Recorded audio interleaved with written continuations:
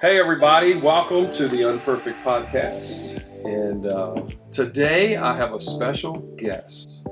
My little wife, Darlena, still in Texas. I'm excited to have my friend Pete Wallace here today. He's going to share some things about his recent spiritual encounter with Jesus, and I believe it's going to touch a lot of people.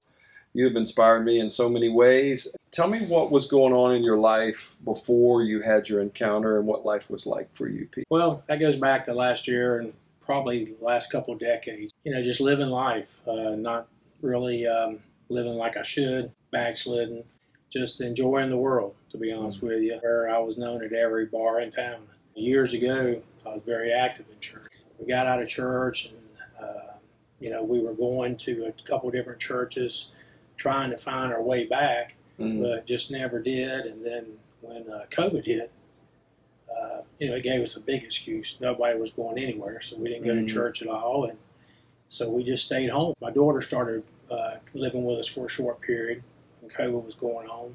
On Sundays, she would start going on her phone and streaming up to the TV. And I think that was kind of a little bit of something that was sparking a little bit. We just walked totally away. Well, and I think that's where a lot of people found themselves prior to COVID. For us and for you. But something changed. And so when did that change start and what was going on? What sparked the change? Mine was like a Big Bang Theory. There was a whole lot of stuff going on in the background. My daughter and my son-in-law had started going up to North Georgia to that revival. They were going up there. They went to a revival over in Peachtree City, actually where you baptized my wife. She was doing a lot of praying for me. I didn't realize it. Jennifer and Ryan going up there and taking her. And so she was just praying real hard for me. Jeremiah Johnson was coming to North Georgia. Never heard of Jeremiah. My wife, she was following him, and she just had a vision or a thought that I was going to be in a room, she was going to be in a room, Jeremiah was going to be in a room, and we're all going to be there together. Todd mentioned that Jeremiah was coming to North Georgia, and it was December 12th last year. Wow. I didn't know what was happening on December 12th, but the good Lord did. We all went up to church, up to North Georgia. I'll be honest with you, I don't even remember what he preached that night. First night I actually met you, Philip. That's right. That's the first night we saw each other.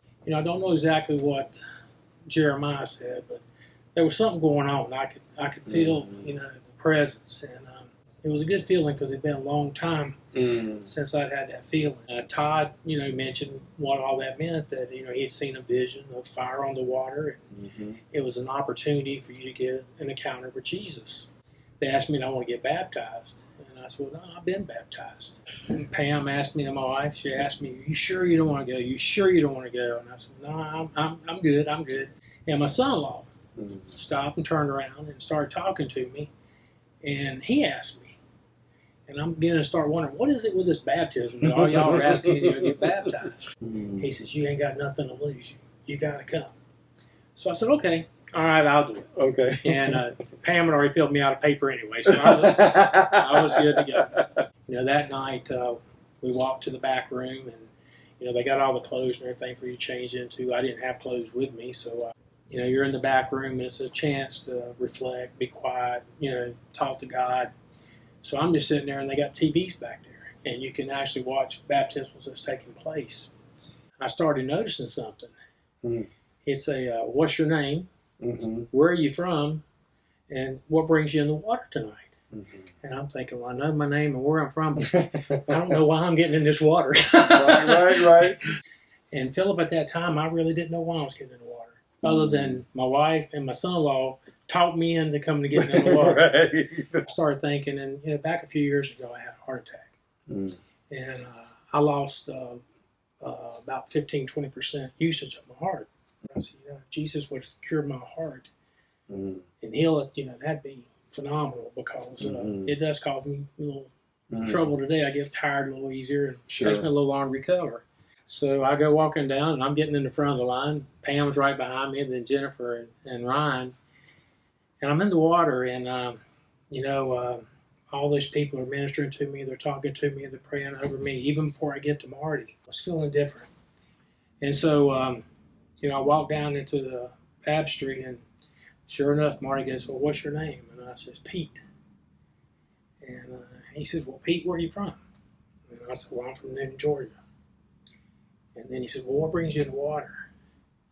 And I actually looked over and I saw you on the side. I think you're videotaping me. Yeah. And I said, Marty, I'm coming in for my heart, but I thought I was coming in here for a heart attack. But that's not why I'm here anymore. I said, I need to get my heart right. Because I know I've walked away from Jesus. And I'm way away from him. And I need to get my heart back right with Jesus. He prayed over me. We talked for a few minutes, and I don't even know what he told me. Right. But he prayed over me and talked to me and everything. And so, he baptized me. And when I came up, I just felt this relief.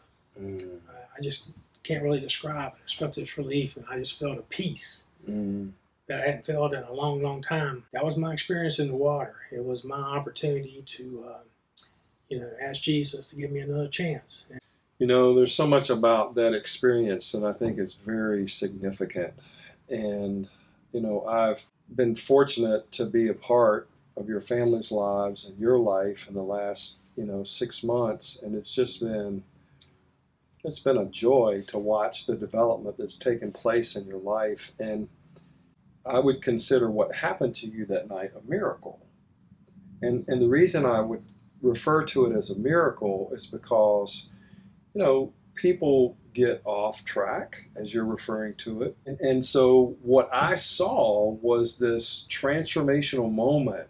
When you look back at that moment now, months later, do you feel like it was a miracle? Do you feel like what God did in that moment was a miracle? Well, yeah, but also I think it was a start of a journey. I think I started the journey with him again.